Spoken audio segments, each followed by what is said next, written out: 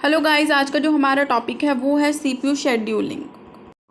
CPU scheduling में क्या होता है, इसके अंदर जो है हम प्रोसेस को डिटरमाइन करते हैं कि कौन सा जो प्रोसेस है वो हमें सीपीयू को देना है एग्जीक्यूशन के लिए और कौन सा अभी रखना है। जैसे यहाँ पर रेडी है और रन है। रेडी के अंदर हमारे पास काफ़ी सारे प्रोसेसेस हैं। अब हम चेक करेंगे कौन सा प्रोसेस हमने सीपीयू को देना है। सीपीयू को ये रन में देना है। जब ये हम रेडी से रन में जो दे रहे होते हैं प्रोसेस सेलेक्ट करके, तो इसे बोलते हैं शेड्यूल। ये यहाँ पर क्या होती है, सीपीयू शेड्यूलिंग होती है। अब हम इसका जो डायग्राम है डिटेल में पढ़ेंगे और पूरा का पूरा प्रोसेस पढ़ेंगे कि कैसे एक्चुअली में जो सीपीयू शेड्यूलिंग है वो वर्क करती है। So now start. ये हमारा जो है प्रोसेस स्टेट ट्रांजिशन डायग्राम है। ये सिंपली एक डायग्राम है समझने के लिए कि कैसे जो है हमारा न्यू से लेके टर्मिनेशन तक कैसे हमारे प्रोसेस इम्प्लीमेंट हो रहे हैं, कैसे जो है शेड्यूलिंग वर्क कर रही है। सबसे पहले हमारे पास आता है न्यू। न्यू क्या है, ये एक तरह से सेकेंडरी मेमोरी है। यहाँ पर हम कोई भी प्रोग्राम जो है वो क्रिएट कर रहे हैं। न्यू के अंदर हमने कोई भी प्रोग्राम क्रिएट किया। जब हम इस प्रोग्राम को क्रिएट करेंगे, इसके बाद जो है इसे हमें रेडी तक लेके जाना होगा। रेडी क्या है, हमारी मेन मेमोरी है। न्यू क्या थी, सेकेंडरी मेमोरी है।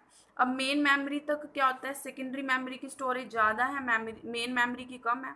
अब मान लो यहाँ पे हमारे पास 100 प्रोग्राम्स या 100 प्रोसेसेस पड़े हैं, बट हम रेडी तक तो पूरे 100 नहीं ला सकते। यहाँ पे स्टोरेज जो कैपेसिटी है वो कम है, तो हम एकदम से सारे प्रोसेस नहीं लाएंगे, धीरे धीरे करके लाएंगे। तो यहाँ पे जो रेडी है, इसमें मान लो हमने अपने 10 प्रोसेस ले आए। अब यहाँ पर 10 प्रोसेस ले आए। अब न्यू से रेडी में हम प्रोसेस किसकी हेल्प से लेके आएंगे, ये लेके आएंगे लॉन्ग टर्म शेड्यूलर की हेल्प से। न्यू में हमने प्रोग्राम क्रिएट करे, फिर रेडी तक लाए लॉन्ग टर्म शेड्यूलर की हेल्प से। यहाँ पे ये मेन मेमोरी है। अब रेडी से हमें क्या करना है, रन तक लाना है। रन क्या है, हमारे एक तरह से सीपीयू है। सीपीयू में हमारे पास यहाँ पर सिर्फ एक सीपीयू लगा हुआ है। अब एक सीपीयू लगा हुआ है तो प्रोसेस भी एक ही करेगा उस टाइम पे। तो हमें मेन मेमोरी से सीपीयू तक जब अपना लेके आना होगा प्रोसेस, तो हम एक प्रोसेस लेके आएंगे। तो वो किसकी हेल्प से होगा, शेड्यूलिंग की हेल्प से होगा, शेड्यूल की हेल्प से होगा। एक प्रोसेस यहाँ से लेंगे, शेड्यूल हम उसे बोलते हैं और उसे डिस्पैच भी बोलते हैं। और ये कैसे होगा, शॉर्ट टर्म शेड्यूलर। यहाँ पे था लॉन्ग टर्म शेड्यूलर, यहाँ पे short term scheduler. Short term scheduler की हेल्प से हम शेड्यूलिंग करेंगे और रन तक अपने सीपीयू तक जो है अपना प्रोसेस लेके आएंगे। अगर ये प्रोसेस अच्छे से कंप्लीट हो जाता है तो हम इसे टर्मिनेट कर देंगे एंड देन जो हमारा प्रोसेस है वो ख़त्म हो गया। अब हमारे पास एक और एरो यहाँ पे दिख रही है। इस एरो में हमें क्या दिखाया जा रहा है, प्रियोरिटी और टाइम क्वांटम। अब क्या होता है, मान लो हमारे पास कोई सीपीयू है, उसमें हमने कोई प्रोसेस भेजा। कई प्रोसेस हमारे पास ऐसे भी होते हैं जो ज़्यादा इंपॉर्टेंट होते हैं, ज़्यादा प्रियोरिटी होती है जिनकी।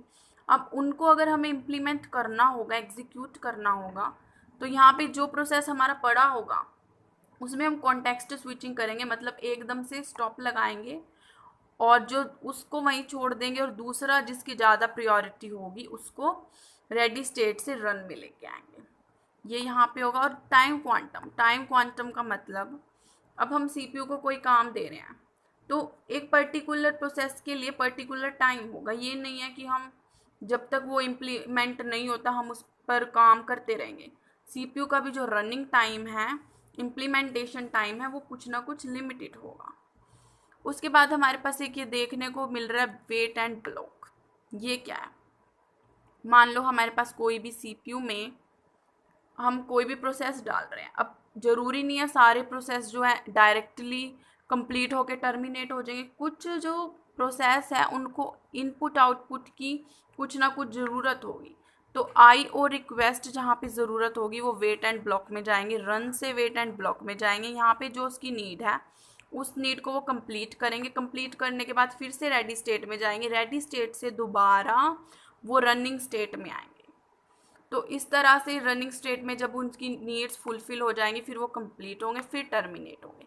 इस तरह से जो है हमारा process state transition diagram work करता है।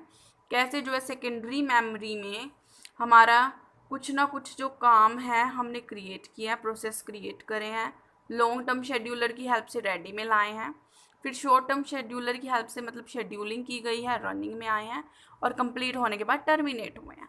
अगर यहाँ पे कोई प्रायोरिटी है तो वो चेकआउट होगी, और अगर यहाँ पर कोई इनपुट आउटपुट की रिक्वायरमेंट है वो चेकआउट होगी। सो इस तरह से जो है ये डायग्राम आपको समझना था। होप सो आपको ये डायग्राम अच्छे से क्लियर हो गया होगा। Now the types of CPU scheduling. जो हमारा CPU शेड्यूलिंग है उसके आगे फर्दर 2 टाइप्स हैं, प्रीएम्प्टिव और non pre-emptive.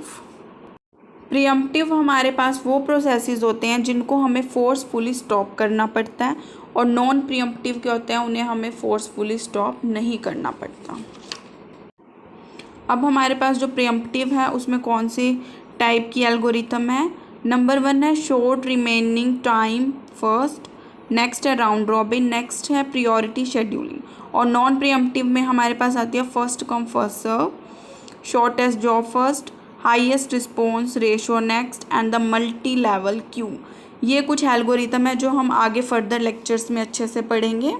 Now the purpose of scheduling. इससे पहले please like the video and subscribe the channel and also put the comments. So purpose of scheduling क्या होते हैं। सबसे नंबर 1 है मैक्सिमम CPU यूटिलाइजेशन, मतलब ज़्यादा से ज़्यादा जो है हमारा CPU यूटिलाइज होना चाहिए, उसमें ज़्यादा से ज़्यादा जो प्रोसेस हैं वो काम करते रहें। नेक्स्ट है फेयर कलेक्शन ऑफ CPU, मतलब जो प्रोसेसेस सही हैं वही कलेक्शन होनी चाहिए CPU के पास। नेक्स्ट है मैक्सिमम थ्रूपुट, मतलब ज़्यादा से ज़्यादा जो है हम अपना काम CPU को दें और हमें जो है रिज़ल्ट मिले।